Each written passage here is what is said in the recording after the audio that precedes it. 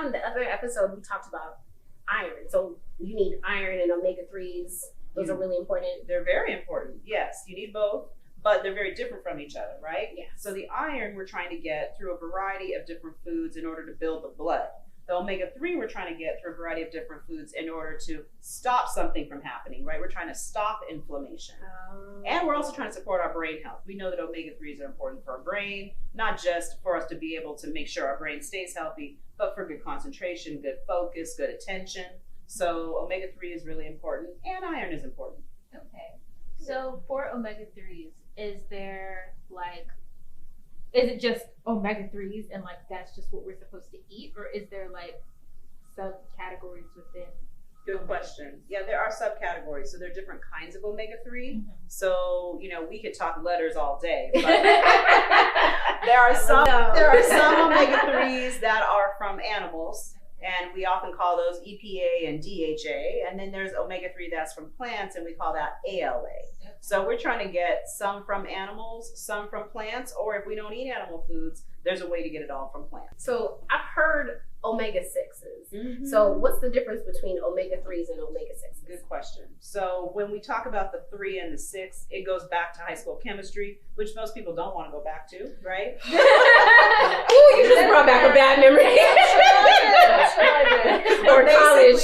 Basically what we're trying to do is we're trying to look at like where is that omega really centered, and it could be at the 3rd or the 6th position. So that's all we say when we say omega-3, omega-6.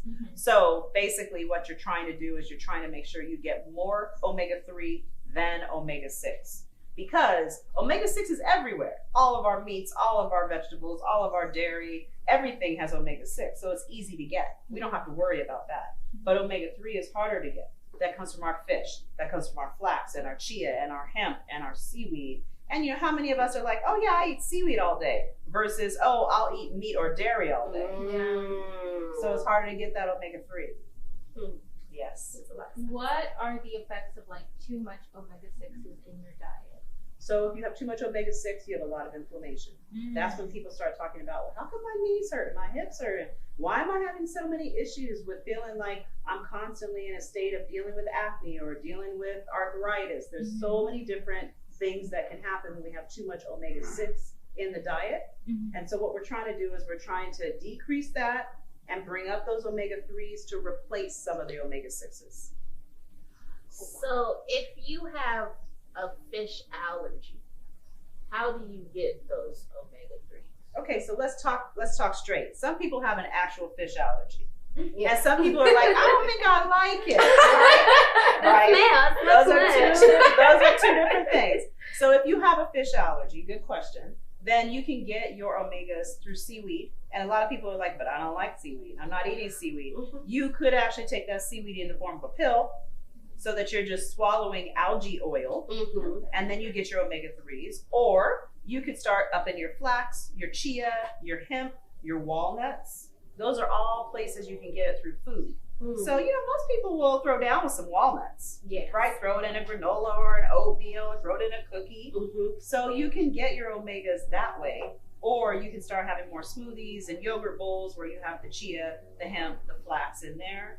But there's a variety of different ways if you are allergic to fish to get your omega-3. So you talked about pills. Now, in pill form, they have like fish oil. Is that the best source of omega-3s? It's the most easy to absorb source, but you can also think about it this way. If you are eating fish and you're thinking, oh, I'm eating the fish because I'm trying to get my nutrition there. Well, where do you think the fish got its nutrition? It's swimming around, and if it's not very big, it's not eating big fish because it's too small. It's eating seaweed. So you can just cut out that middleman and go straight to having your seaweed in a pill, and you'll be getting the same exact omega-3 that fish got when you decided to eat the fish or take the fish oil. So seaweed oil or fish oil, they both work. So Jocelyn, is there any research or findings about the connection of like omega-3 levels and Black people, Black women? What do those tell us? So research shows that the more omega-3 we have in the diet, the less inflammation overall. And for Black women, that is so important when it comes to our heart health. Because so many of us don't realize that heart disease is a silent killer of women. And Black women are much more affected than any other subgroup. So we need to make sure we're getting our omega-3 to really protect our heart. And that's really important for us to keep in mind on a daily basis when we're making those food choices. Like, should I have the salmon burger or the beef burger? Oh, maybe I'll go for salmon this time because I had that beef last time and I'm trying to get my omega-3s. And that's for children as well, right? For children as well. The omega-3 is very important. They're still developing their brains, and omega-3 is really helpful for the development of the brain. And are there any facts to that? Like in any data that you've seen or research that's shown that with children and omega-3s that it's really important for them to have it? Yes, we know that the more DHA, which is one kind of omega-3 that children get, the less attention deficit disorder that we see in the classroom.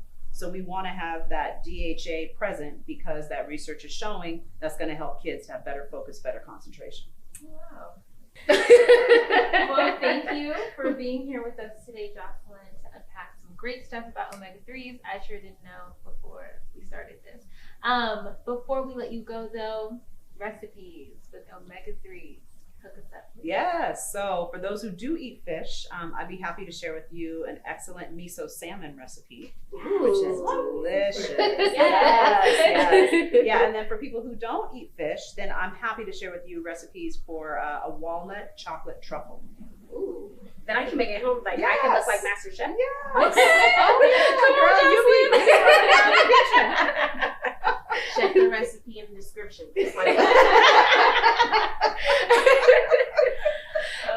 Thank you so much for your time. Thank you so much for your time. We really appreciate you just diving into omega-3s. That's something that we don't talk enough about. So thank you so much. My pleasure. Thank you all for having me. Hi everyone, thank you so much for watching thus far, and we hope that you continue to tune in to the rest of our videos. In order to let us know what you like, please like, comment, subscribe, and check out the content in the description box. It's going to be full of recipes, information about roots and all of our different social media outlets, and also ways that you can let us know what you would like to see in the future. We hope to see you again.